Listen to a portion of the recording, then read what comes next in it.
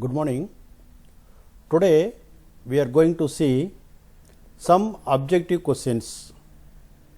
Objective questions means I am not going to give multiple choices, just I am giving some bullet points or some definitions I am going to explain.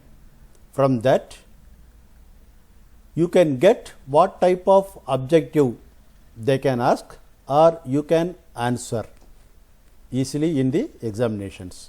Okay. First let us see one simple definition. 1 coulomb is that charge which repels an equal and similar charge with a force of 9 into 10 power 9 Newton when placed in vacuum or air at a distance of 1 meter apart. This definition is got from the Coulomb's law. Coulomb's law already you know, the force between two charges F equal to K into Q1 Q2 by R squared. Okay. K equal to 1 by 4 pi epsilon 0, K equal to 1 by 4 pi epsilon 0 already you know, and its value also 9 into 10 power 9.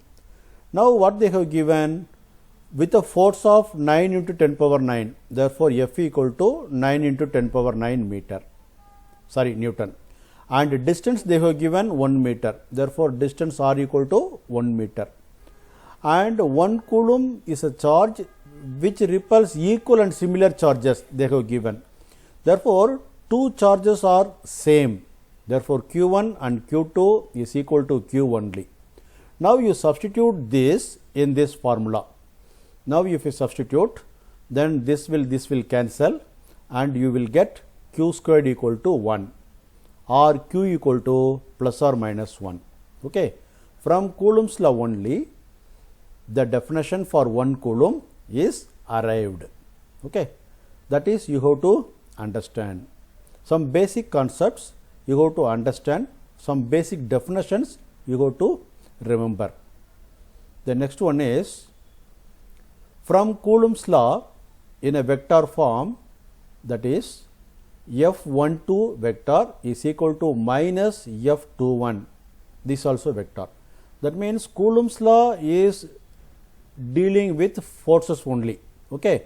That means this is one charge Q1, this is another charge Q2, and now this is the force 1, 2 and this is the force F21. Both are equal and opposite. That is the vector form they have given. Now what we conclude from this? From this we can conclude that electrostatic force between two charges is a central force. This is you have to understand. They may ask 4 objective, 4 multiple choices, central force or non-central force, just like they will give. Now it is a central force only. I don't want to confuse other options. Therefore only you have to think this Coulomb's force is a central force. That is, it acts along the line joining the two charges. That is, you have to remember. The next one, electric field at a point is a vector quantity. That means you have to remember electric field is a vector quantity, because we define the electric field by this formula. E vector is equal to F vector by Q0. This F is also Coulomb's force. Okay.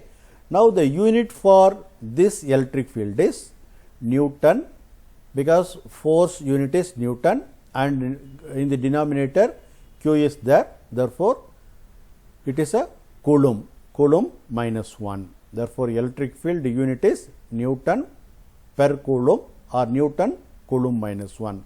Because in most of the objective multiple choice exams, they will ask definitely 2 to 3 units. Therefore you have to remember the unit for many physical quantities. Now the next one is, I am defining the electric field. Electric field is defined by this formula, already we derived in the theory classes. Therefore E equal to 1 by 4 pi epsilon 0, this is equal to K and Q by R squared. From this what we conclude is electric field is spherically symmetric, that is you have to remember electric field is spherically symmetric and its magnitude is inversely proportional to the square of the distance, because E here you are seeing r squared in the denominator. Therefore, inversely proportional to the square of the distance from the charge. Okay. This is you have to remember. The next one, electric flux phi is a scalar quantity. Electric flux we have seen in the Gauss law. Electric flux we have seen in the Gauss law, okay, and which is denoted by the letter phi, which is equal to q by epsilon 0. This is we have seen derivation. Okay. Now I am not going to focus that. Okay. Now just I am going to see this only. It is a scalar quantity and its unit is Newton meter squared per coulomb or coulomb minus 1. The next one, Gaussian surface is a closed surface. Okay. Electric field intensity at all the points on the surface is same, and Gaussian surface already you know. When you apply Gauss law, to find electric field, for example, in a lengthy conductor, to find electric field at this point P, you imagined one cylinder. Now this cylinder is Gaussian surface. Okay. Now from this what you understand, electric field intensity at all the points on the surface, okay, is same. This is you have to understand, and Gaussian surface is a always closed surface. The next one, electric field intensity or electric field due to lengthy conductor is, that is this one I have shown. This is we have derived. Okay, that means electric field at this point. Okay, this is distance r, and the formula is given here.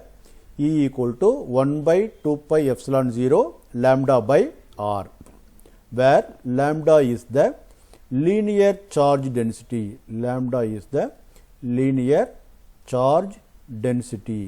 Okay. Now r is the distance. Now electric field is related to this formula only.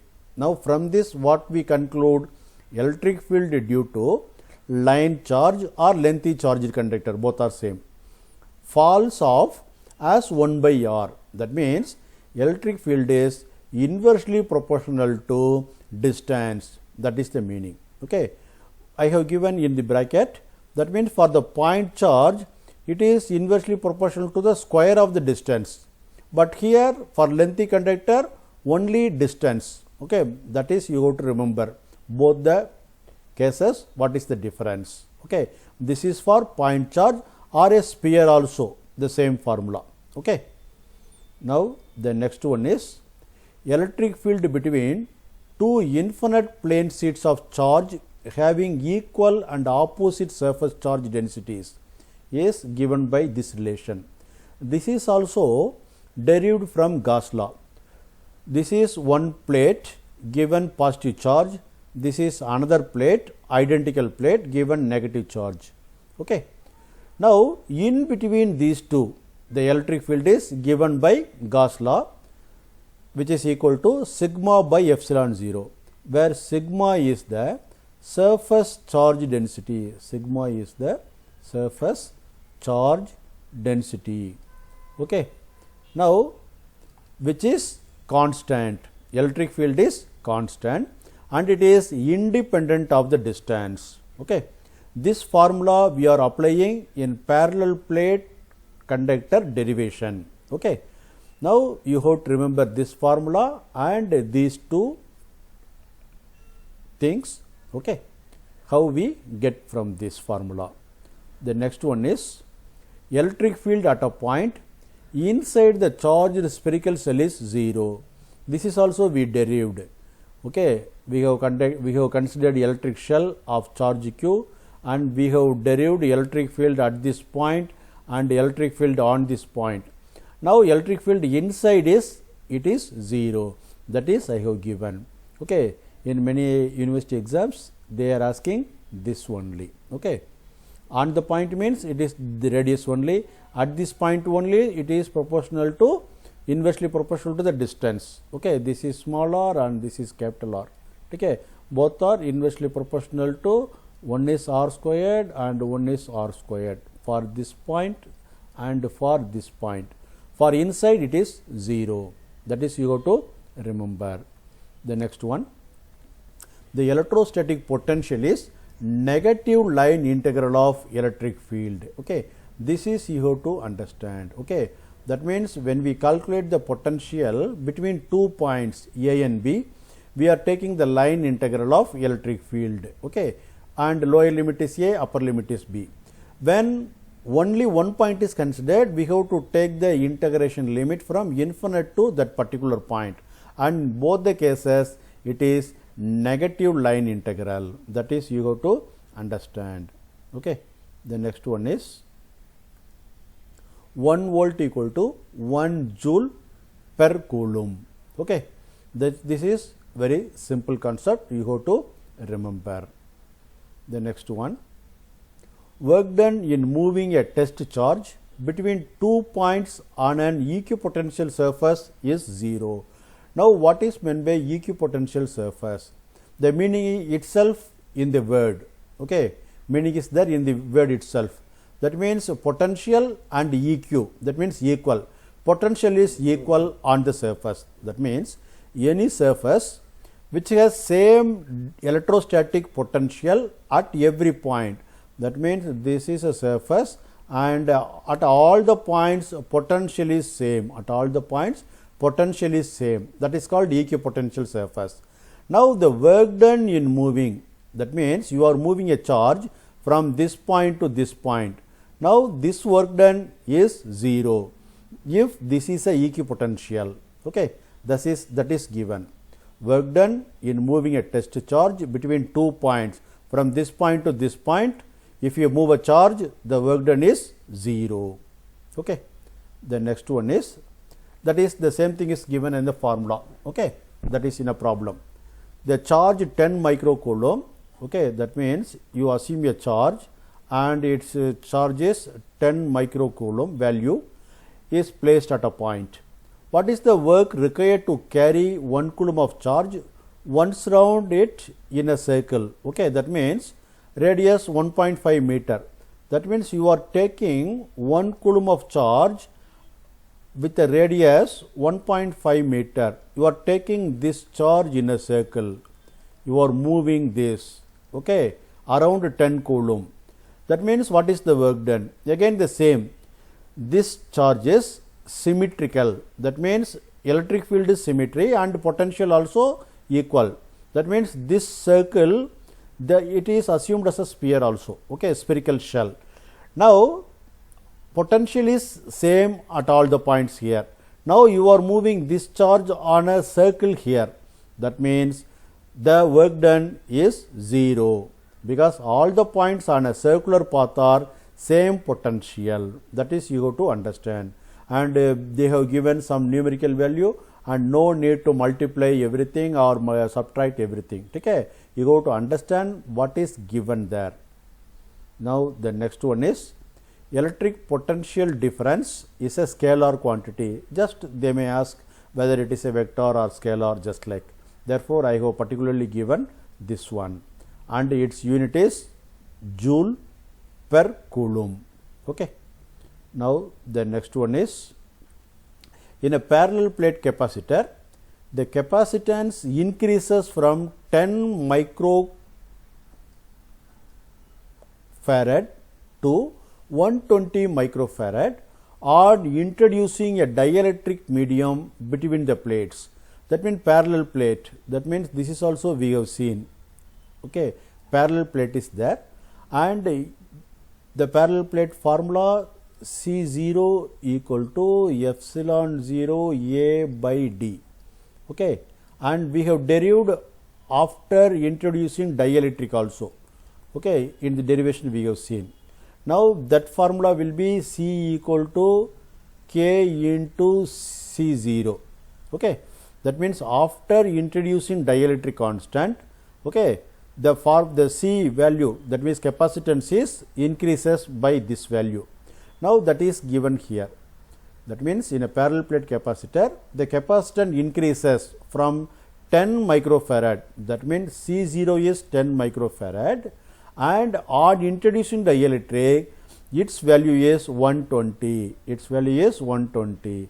Now they are asking what is K. Therefore, formula is C equal to K into C0, and you rearrange it, then K equal to this much, then simply substitute, then you are getting 12.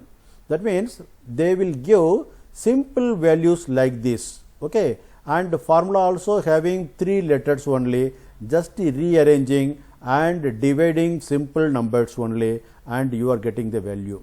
But they can give the different value.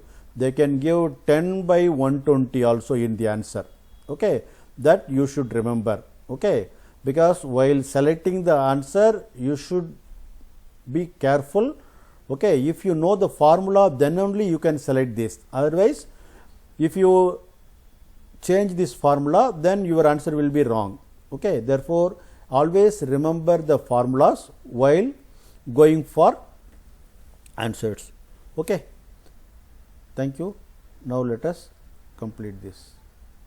Now in upcoming class also I am going to do many objective questions like this, and keep on watching, and let us do many more numerical problems. Thank you.